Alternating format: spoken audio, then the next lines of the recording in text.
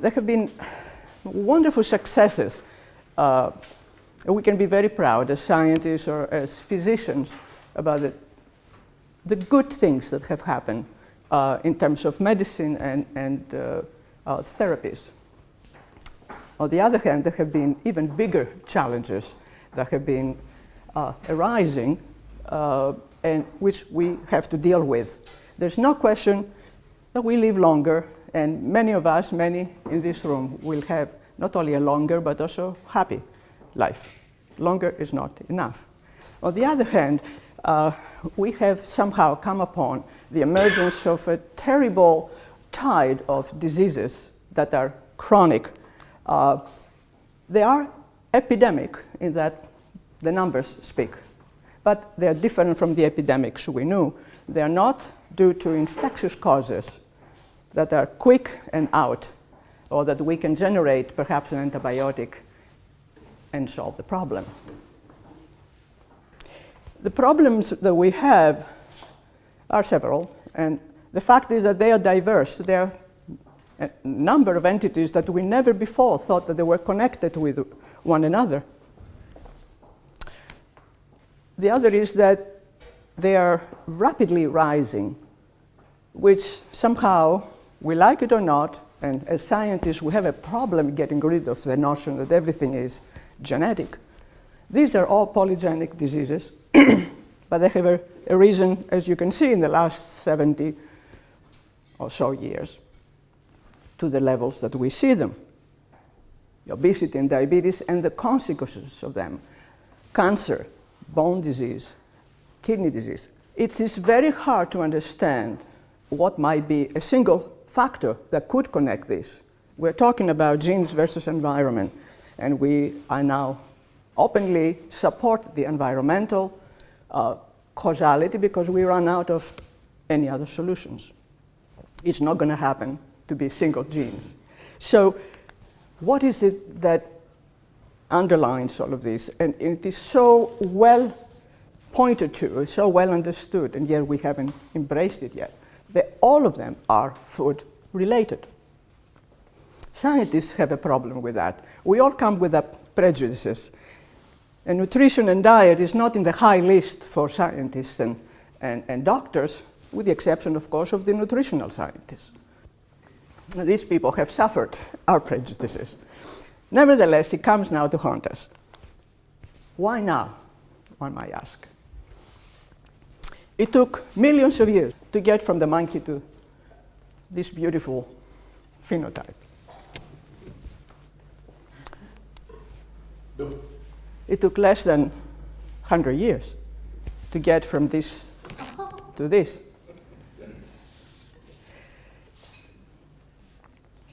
One might ask, why? For many in the room, colleagues and so forth, we know very well there have been extremely progressive and effective medications out there. Many very expensive trials have been undertaken. No effect, really, to really make an effect in the rise of this epidemic storm, if you wish. They have failed, basically. There has also been a tremendous surge in nutritional advice, in behavioral modification.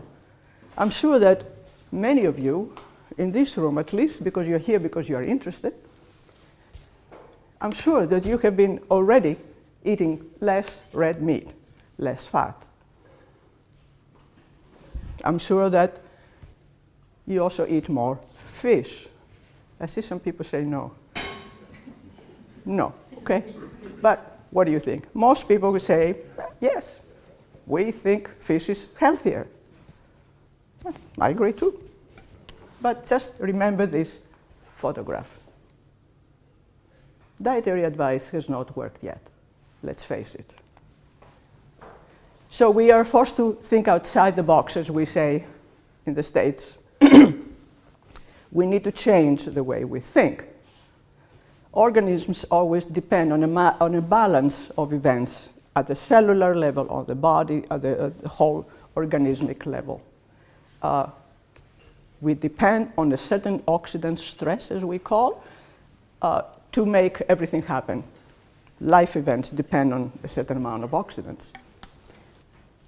We will hear about the possibility that there is a tremendous overload on this system.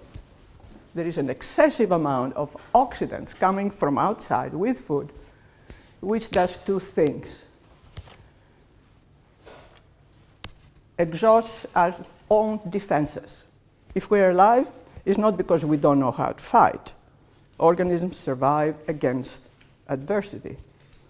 We know how to handle oxidants, but up to a limit. Everything up to a limit. So we lose, after a while, the ability to fight against an excess amount of oxidants. And what that leaves the door open is to what we all know now as the common denominator of all these diseases, which is inflammation. Inflammation underlines every process, chronic process as well. So what are these AGEs?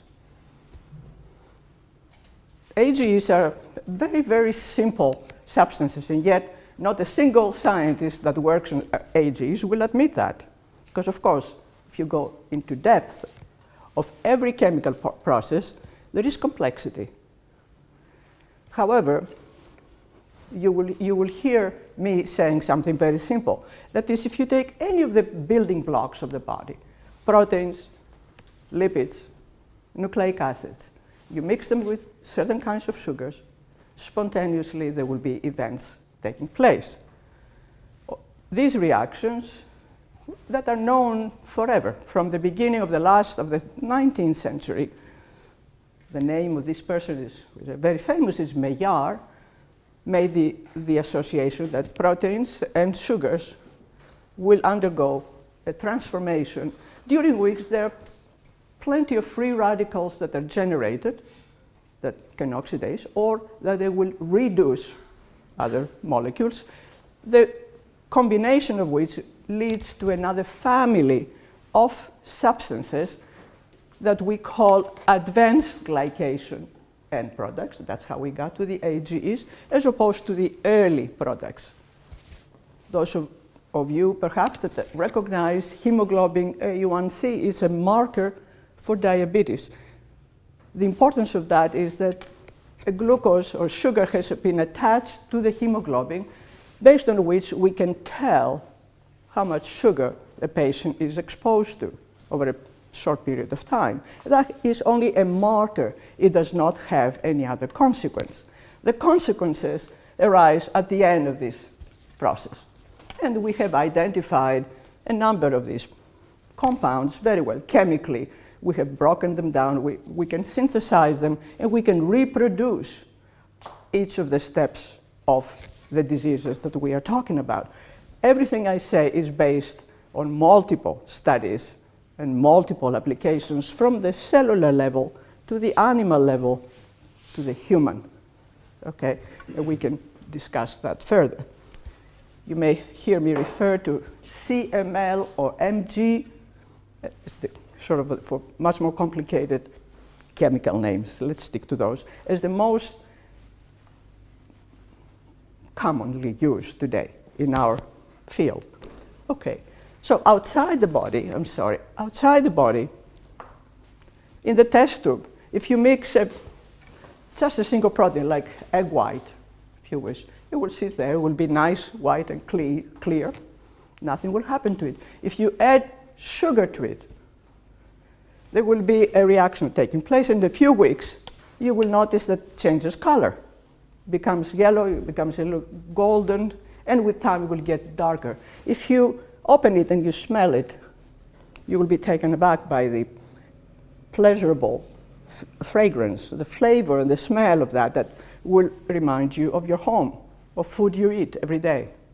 If you taste it, the same thing. What gives the flavor and the aroma is what AGEs are. Some of them, not every of them, but a number of them are important for taste. That's what got the food chemist Maillard interested in the first place. Now, inside the body, the same process happens. Only because we are so well regulated, we have so many protective systems, excessive amounts do not normally form. It takes a long time. For instance, this is easy to see, that's why I'm showing it.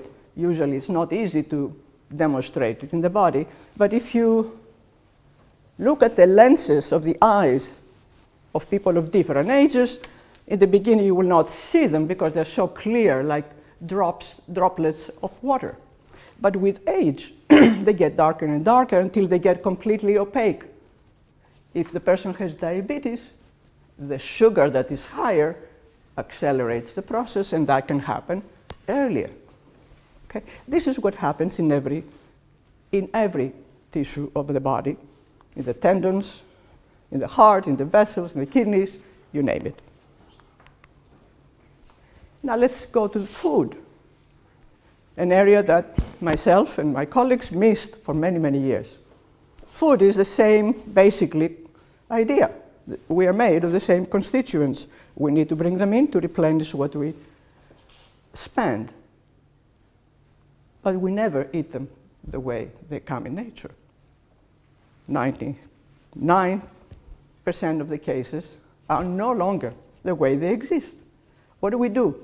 Most of the time, ever since humans started doing cooking in the caves, we heat them for many reasons.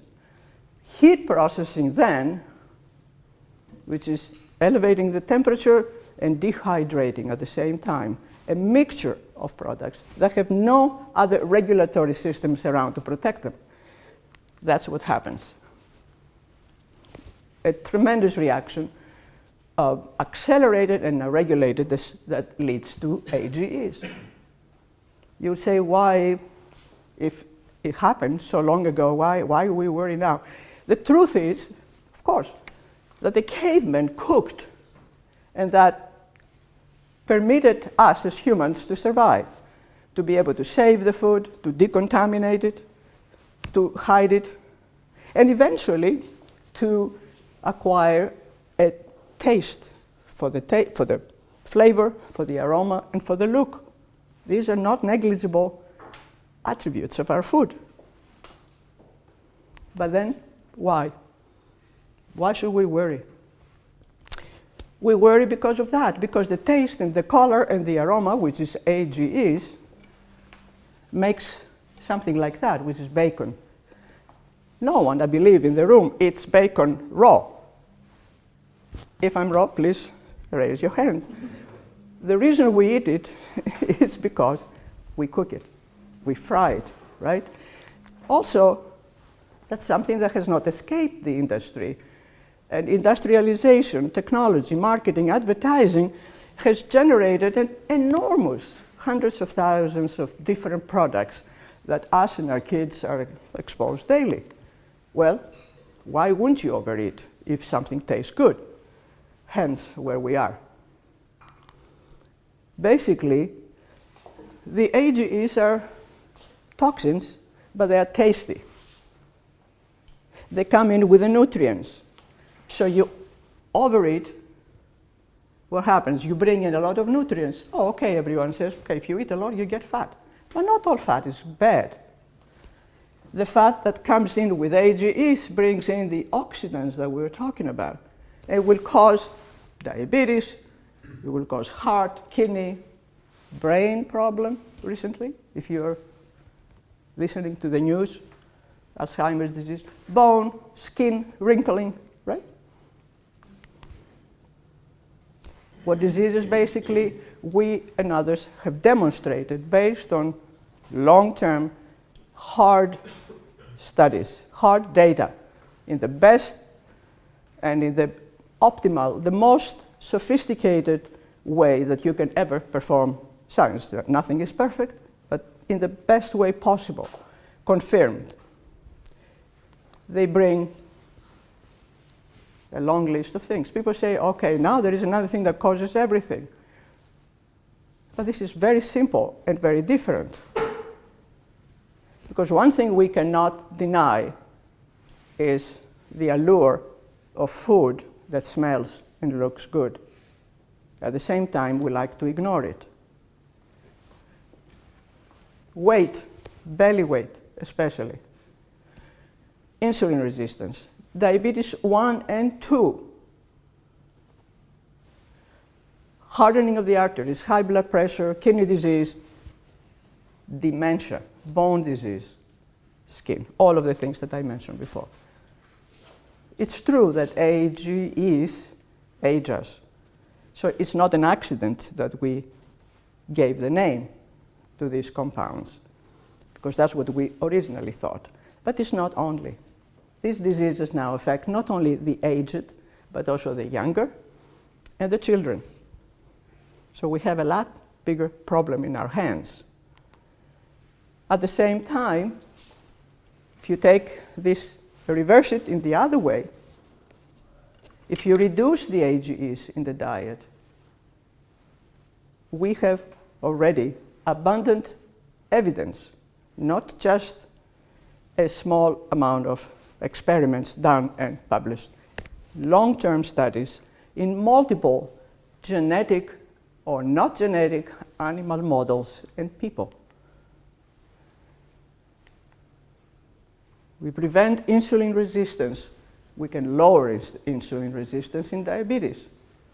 In animals as well, we can prevent weight gain. Diabetes can be delayed.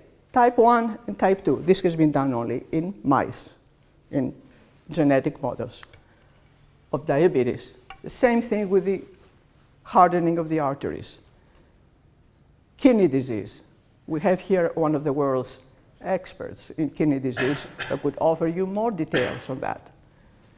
Dementia and Alzheimer's, again, only in the animals so far, and bone changes.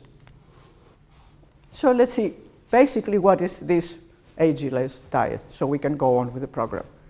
It's so simple that many people say, what do you mean? How come we didn't think of it before? It's so simple that it's hard to emphasize and to point out its beauty. It's a mode of approaching food by using lower heat, no absence of heat, lower heat, lower temperature, more water. You can see the differences here by using different modes of cooking. I think this is in the printouts that Pim distributed. I will not go through it, but that is really what it takes. Get away from the direct heat and the dryness of food. We do not mean not cooking. First of all, we think so far this has been a little bit beyond our ability to defend based on health-related issues that may be involved in uncooked foods. There's no question about it. But even if you reduce it by half, you're in the safe range. Use also acidic condiments to make it more tasty, and also to retard the development of new AGEs. Lemon, wine, tomatoes, and so forth. It's endless, the options we have. We don't have to worry about that. Most important, this is an approach that solves the problem of most people saying, but I am hungry. We don't have to worry about calories or nutrients unless it's absolutely necessary. If somebody has to lose weight, absolutely, there are many guidelines to lose weight. But if you wanted to lose weight or prevent this abnormal fat that we tend to accumulate and stay healthy inside and out, you follow these steps. It's nothing similar from the Mediterranean diet that everyone knows very well, and I will not go any further. Everyone knows that. And it is consistent with every other guideline. All of the guidelines are correct. But it's difficult to stay on them and continue for life because people get hungry, they get tired, they need more. There are people who are ill, chronically ill, they cannot reduce the calories, they're old, they cannot do it, right? So what do? That's what we do. So what's different about this?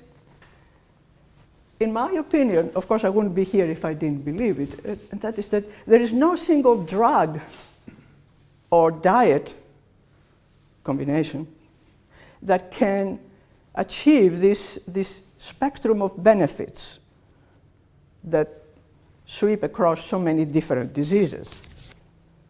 We need longevity, but we need health.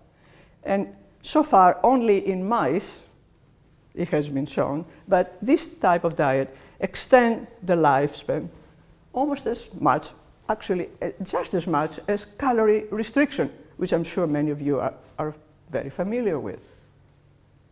In fact, calorie restriction is absolutely unnecessary if you just remove the AGEs and leave the calories in. Already this work has been published, and it is a very difficult study because it lasted years and years. So this evidence is out there. We just need to look at it. So